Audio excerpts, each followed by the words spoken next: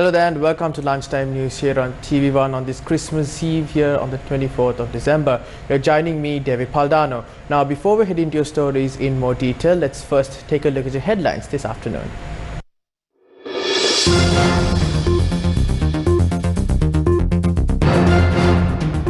Christmas dawns tonight. No intention of imposing lockdowns or restrictions during Christmas, says the Army commander. Lanka housing complex released from isolation. Rain exceeding 100 millimeters experienced in the Uwa, Sabragamur and Western provinces.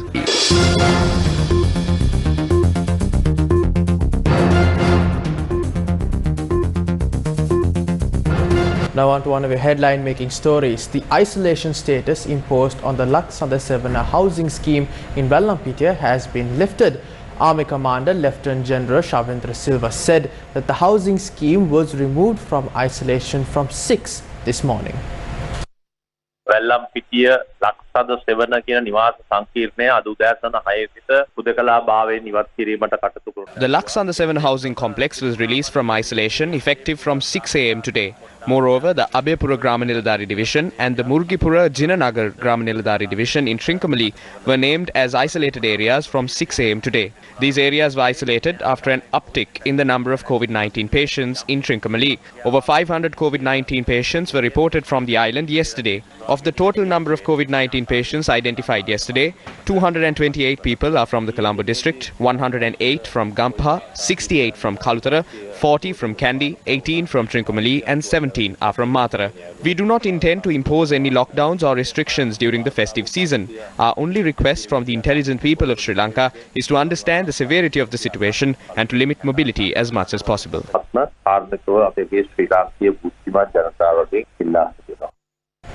Meanwhile, police media spokesperson DIG Ajit Rohana says the celebration of the forthcoming Christmas should be limited to family members of each household. He added everyone should adhere to quarantine regulations.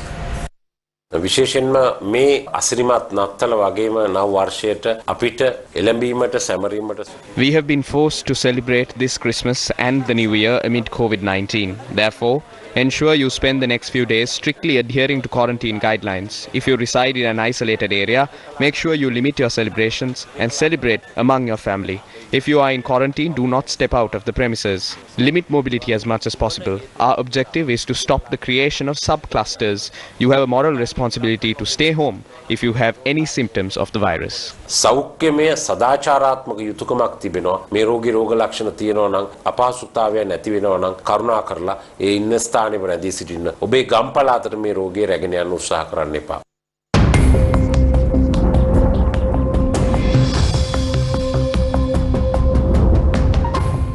Now on to your weather update this afternoon. The Department of Meteorology has forecasted heavy rains exceeding 100 millimeters in the Sabaragamuwa, Western and Southern provinces. The road from Sungavilla to Somavithia continued to be inundated by around 4 feet of water, causing disruptions to vehicular movement. Boats were utilized to transport food and drinks to the Theros and the security officials residing at the Somavithia Rajamahaviharaya. 2 sluice gates of the Angamu Reservoir and 6 of the Rajangane Reservoir have been opened. Engineer in charge of the reservoir said the sluice gates were opened due to the severe rainfall witnessed in upper catchment areas.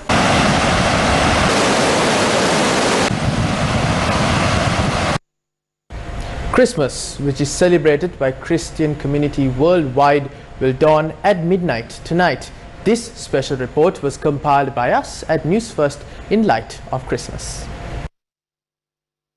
Christmas is an annual festival commemorating the birth of Jesus Christ, observed on the 25th of December as religious and a cultural celebration among billions of people around the world. Christmas Day is a public holiday in many of the world's nations and is celebrated religiously by the Christian community and forms an integral part of the holiday season centered around it. Small-scale producers of firecrackers lament their livelihoods have been disrupted due to the current situation of the country owing to the COVID-19 pandemic. Residents of villages including Kimbulapeti and Katana earn a living through the production of firecrackers. රටේ නිෂ්පාදනයේට ප්‍රමාණ 10000ක වගේ ප්‍රමාණයක් මේකෙන් ජීවත් වෙනවා. ගිය මාර්තු මාසේ නැත්නම් පස්සේ නිෂ්පාදනය කරන්නේ නැහැ. දැන් ඔය තියෙන ඒ වෙනකන් නිෂ්පාදනය කරපුවා තමයි දැන් ඔය විකුණන්නේ. අලෙවි නම් ගොඩක් අඩුයි. The high kilo scale of firecrackers and other related products can be experienced during the festive season surrounding Christmas and New Year. වෙළඳාම ගැන ඉතින් කතා කරන්න දෙයක් ඉතුරු වෙලා නැහැ. ස්වාස්ථාවල් තියා මිනිස්සුන්ට ගෙදර එදිනෙදා වේල ගත කරගන්න බැරි වෙයිද්දි නත්තල් කියලා 아무තු කිසිම විශේෂිත දෙයක් බලාපොරොත්තු වෙන්න තියා හිතන්නවත් බැරි තත්ත්වයක් වෙලා තියෙන්නේ. Our businesses have crashed due to COVID.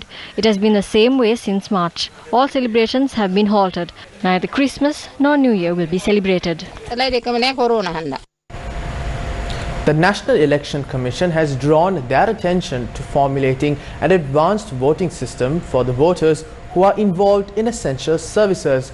The chairman of the commission, Nimal Punjiheva, stated that the commission has requested to appoint a selection committee to formulate this system. විදේශගත වෙලා ඉන්න අපේම විදේශ විනිමය වෙන ශ්‍රමිකයන් මං හිතන්නේ මිලියන 2කට ආසන්න ප්‍රමාණයක් ඉන්නවා විදේශගත වෙච්ච උන්ට.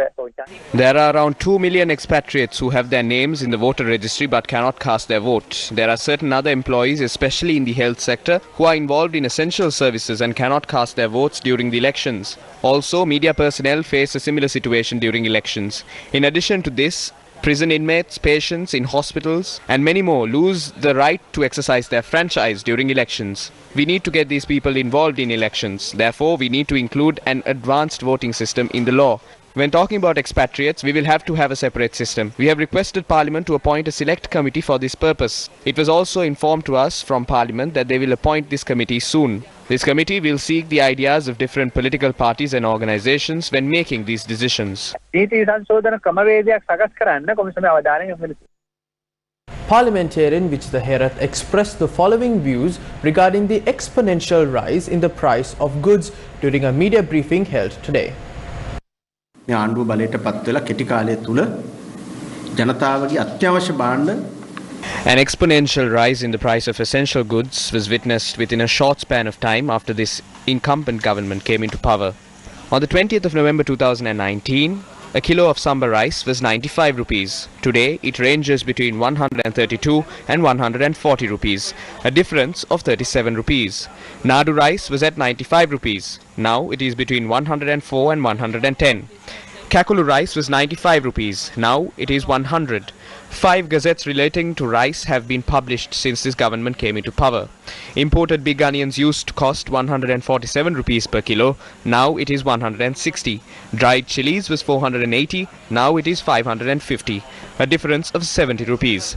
A coconut which used to cost 58 rupees is now over 110 rupees. Dal which was at 110 rupees is now above 180 rupees. Sometimes it costs 220 rupees, an increase of 70 rupees. Coconut oil costs 320 rupees. Now it is at 480 rupees. It has risen by 160 rupees. A kilo of sugar was at 100 rupees. Now it exceeds 125. Sprats cost 600 rupees. By today it costs 850, a difference of 250 rupees. These are the results of them being in power for just 1 year. Within a year, the situation has worsened and the people are unable to live. රුපියල් 250කින් හාල් මිස්සු kilo එකක් වැඩි වෙලා තියෙනවා. මේ අවුරුද්දක ප්‍රතිඵල. අවුරුද්දක කාලය තුල රටේ බඩු මිල වැඩි වෙලා ජනතාවට ජීවත් වෙන්න බැරි තත්ත්වයට පත් වෙලා තියෙනවා. The UNDP, together with the Ministry of Women and Child Development and the Men Engage Alliance, launched a media campaign titled Equal Partners to engage men and boys to advance gender equality in Sri Lanka. Sri Lanka ranks 90 out of 189 in the Gender Equality Index in 2019. Over the years, significant strides have been made to create equal opportunities for women, particularly in terms of free and equal access to education and healthcare. The event that was held saw the participation of several high-level dignitaries like P.L. Nishanta, the State Minister of Women and Child Development, Preschools and Primary Education, School Infrastructure and Education Services, and several other heads of the UNDP. An award ceremony was held in Colombo yesterday in recognition of the contributions made by the electronic and print media in eradicating the drug menace from the country. Sirsa TV was also recognized during the ceremony. The event was organized by the Authority for the Prevention of Tobacco and Alcohol under the theme Struggle for Freedom, a Land Free of Drugs. The purpose of the program is to evaluate the role of electronic and print media in the prevention of tobacco and alcohol abuse. Minister of Health Pavitra Vaniarachi, Venerable Alle Gunawansathera and many others were present at the occasion. Sirasa TV also received an award at the occasion. පැතිකඩවැනි කාලීන සාකච්ඡා වැඩසටහන් තුලින් සිංහල ඉංග්‍රීසි මාධ්‍ය හරහා දුම්කොළ හා මධ්‍යසාර පිළිබඳ ජාතික අධිකාරියේ ජනතාව දැනුවත් කරමින් සිදු කළ මාධ්‍ය මෙහෙවර උදෙසා අප ගෞරවයෙන් යුක්තව වේදිකාවට ආරාධනා කර සිටින්නේ සිරස ටීවී ආයතනයට.